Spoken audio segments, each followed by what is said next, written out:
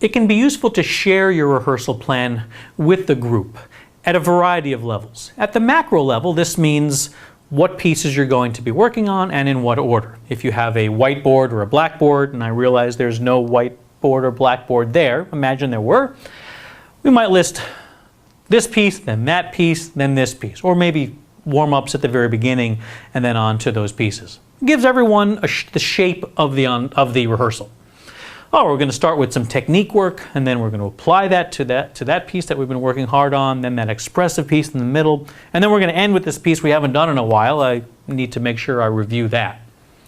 It's also useful for instrumentalists like percussionists and doublers who want to know whether they need certain instruments. So percussionists might say, I see that we're doing the tekeli and I need 3 triangles for that of different sizes. I'll make sure I get those out.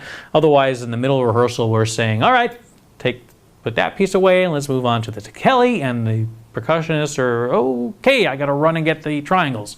This way they can get them in advance. Or the oboe player who might double on English horn. Yeah, we're doing the piece, I need English horn, make sure I take that out and warm up on it. We can also put timings on that list. So the rehearsal starts at 7, then we move on to the next piece at 7:30, the next one at 8:05, etc. This gives even more shape, and it's a little more satisfying that way, because otherwise people can be playing or singing and wondering, are we going to be working on this piece for 20 minutes, an hour and 20 minutes? How long are we going to be doing this? Like reading a book and not knowing when the chapter ends. Is the chapter 20 more pages? 200 more pages? When does this chapter end?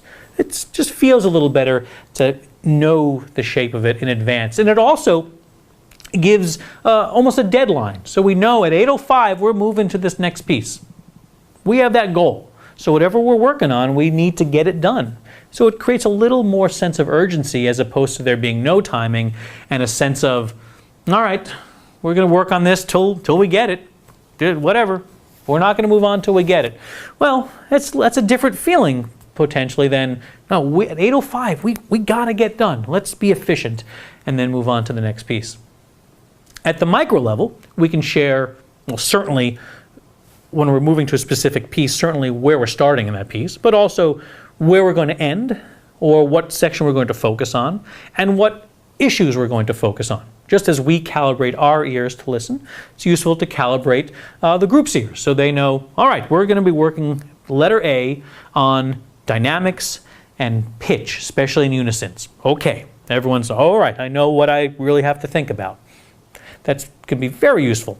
And to say where we're going to go until. So we're going to go starting at letter A, and we're going to stop at letter C. Or we're just going to work on today letter A to letter G. That's all we're going to work on. That way, someone isn't counting rests and they get to letter C and then we stop because they didn't know we were stopping there.